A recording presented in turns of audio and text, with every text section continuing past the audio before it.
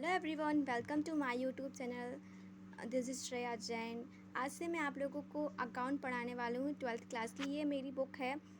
जब मैं 12th पढ़ती थी, हाँ डरिए मत, अभी 2020 में मैंने 12th कंप्लीट किया। मेरे एग्ज़ाम नहीं हो पाए थे। मैंने पढ़ाई बहुत अच्छी तरीके से की थी, बट क्या करूँ, एग्ज़ाम ही नहीं हो पाए थे। तो चलिए ज़्यादा बातें ना करते हुए वीडियो को स्टार्ट करते हैं। हमारा फर्स्ट चैप्टर है, ये देखिए, ये है शिवलाल अग्रवाल की बुक। तो फर्स्ट चैप्टर देखते हैं हम। ये हमारा फर्स्ट चैप्टर है अकाउंट की बुक का 12th क्लास की। अलाभकारी संगठनों के वित्तीय विवरण, financial statement of non profit organisation. तो इसमें हमें सबसे फर्स्ट नंबर पे बनाना होगा रिसीव्ड एंड पेमेंट अकाउंट। तो चलिए उसका फॉर्मेट देख लेते हैं ताकि आप लोगों को अच्छे से समझ में आ जाए। गाइस, ये है रिसीव्ड एंड पेमेंट अकाउंट का फॉर्मेट। तो आप लोग इसे स्क्रीनशॉट ले लीजिए ताकि आप लोगों को कोई भी कन्फ्यूजन क्रिएट ना हो और अच्छे से आप लोग पढ़ सके। देख लीजिएगा उसमें कौन कौन से ट्रांजैक्शन रिसीव्ड के साइड आते हैं और कौन कौन से ट्रांजैक्शन पेमेंट के साइड आते हैं। अगर आप लोग कमेंट्स में बता सकते हैं आपको इसकी सेपरेट वीडियो चाहिए तो मैं आप लोगों को अच्छे से एक्सप्लेन कर दूँगी इसमें। गाइज, आज का हमारा फर्स्ट क्वेश्चन है, निम्नलिखित जानकारी से 31 मार्च 2018 को समाप्त होने वाले वर्ष के लिए जैन क्लब थानंदा का प्राप्ति एवं भुगतान खाता बनाइए। तो हमें इसका payment and received account create बनाना है। तो ये सारे ट्रांजेक्शन आप देख लीजिए, इसको स्क्रीनशॉट कर दीजिए। ये देखिए, ये सारे ट्रांजेक्शन्स हैं, आप लोग स्क्रीनशॉट कर लीजिए। मैं पढ़ के नहीं बता सकती क्योंकि वीडियो लेंथी हो जाएगी। और इसकी अमाउंट मैं अभी बताती हूँ।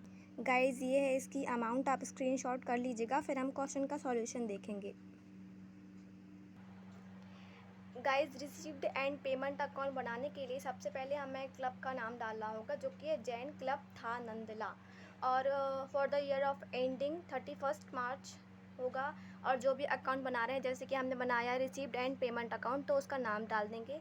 फर्स्ट कॉलम में आएगा रिसीव्ड अकाउंट, सेकंड कॉलम में आएगा अमाउंट एंड थर्ड कॉलम में आएगा पेमेंट और फोर्थ कॉलम में आएगा पेमेंट का अमाउंट। तो हमारा फर्स्ट जो है, जैसे कि ये दिया है, क्या बोलते हैं, 1 अप्रैल 2017 को रोकड़ शेष कैश बैलेंस ऑन 1 अप्रैल 2017, मतलब 17 की जो भी अमाउंट थी वो हमारी, जैसे कि सपोज़ कर लीजिए हमने कोई बिज़नेस स्टार्ट किया और ऑर्गेनाइजेशन स्टार्ट किया, तो उसमें हमने पैसे जो लगाए हैं वो पैसे तो हमारे ही पास रहेंगे ना।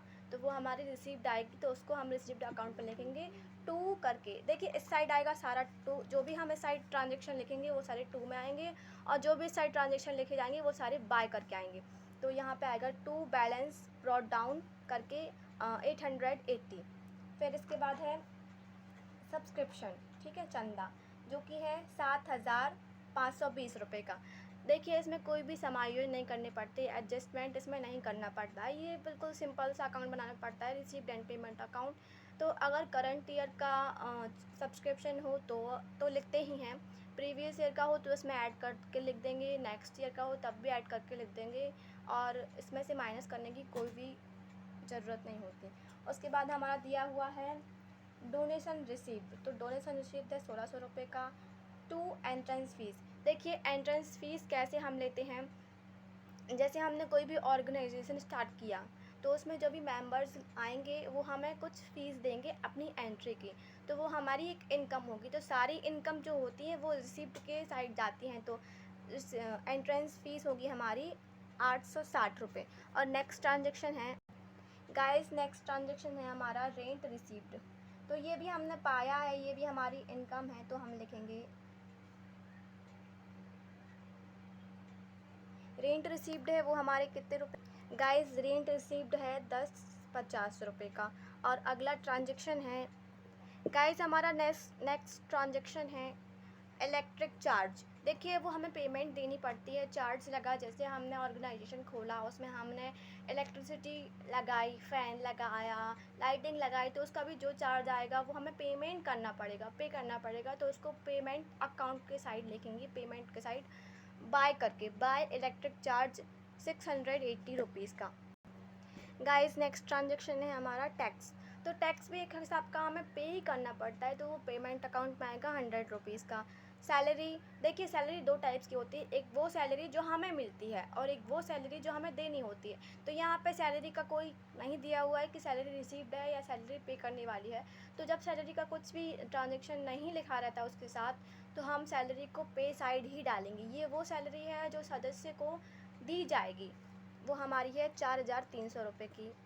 अगला ट्रांजेक्शन है, नेक्स्ट है हमारा बाय हॉनोरेरियम टू सेक्रेटरी। देखिए जो हमारी सिक्योरिटी के लिए सेक्रेटरी रहती है, उसको हमें जो भी पे करना पड़ता है वो हॉनोरेरियम टू सेक्रेटरी कहलाता है। वो हमारा 500 रुपीज़ का है, क्योंकि ये भी पे करना पड़ता है, इसलिए पे अकाउंट में लिखा हुआ है।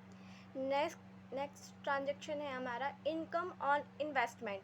देखिए जैसे कि हमने कुछ इन्वेस्ट किया, सपोज़ कर लीजिए कुछ पैसे किसी बिज़नेस में लगाए, उससे हमें कुछ प्राप्त हो रहा है, आ रहा है हमारे पास, तो वो हमारी रिसीप्ट ही होगी।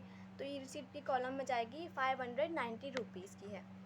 ये 9 बना हुआ है, आप लोग कन्फ्यूज़न मत करिएगा।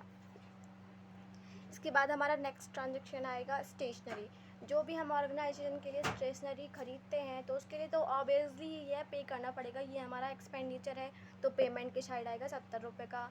पेटी कैश, देखिए पेटी कैश वो होता है जैसे कि किसी को हमने, हमारे यहाँ कोई चीफ़ गेस्ट बन के आया, तो उसके लिए हमने कोई सपोज़ कर लीजिए जूस मंगवाया या फिर जलपान करवाया, तो उसके लिए जो भी पैसे लगे, छोटे छोटे इन्वेस्टमेंट कर, मतलब छोटे छोटे एक्सपेंडिचर जो भी होंगे वो पेटी एक्सपेंस कहलाते हैं। तो वो हमारे पेमेंट अकाउंट में जाएंगे, सॉरी पेमेंट कॉलम में जाएंगे। और दूसरी चीज़ ये है इंश्योरेंस प्रीमियम।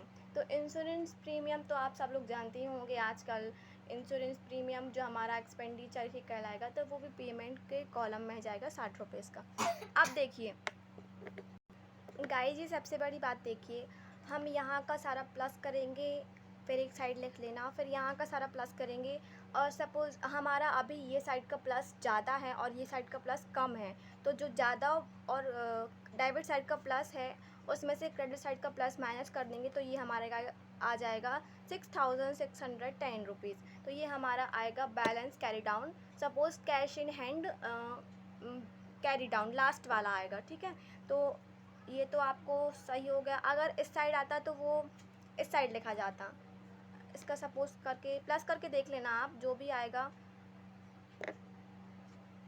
मैं आपको दोबारा से बता देती हूँ, पहले हमने इस साइड का प्लस किया, फिर हमने इस साइड का प्लस किया, हमारा इस साइड का प्लस ज़्यादा आया, तो जो ज़्यादा आया उसमें से कम वाले को माइनस कर देंगे। तो इधर पे कम था इसलिए हमने लिख दिया बैलेंस कैरी डाउन। तो ये आया 6,610 रुपीज़। आप लोग मैच कर लीजिएगा आंसर सही आया है या नहीं। तो I hope you are understanding properly, और मुझसे जो भी कमी रह गई हो तो प्लीज़ माफ़ कीजिएगा। मैंने बहुत मेहनत की है, तो प्लीज़ चैनल को लाइक कर दीजिएगा, और आगे के सॉल्यूशन पाने के लिए हमारे चैनल को सब्सक्राइब कर लीजिएगा। Thanks for watching.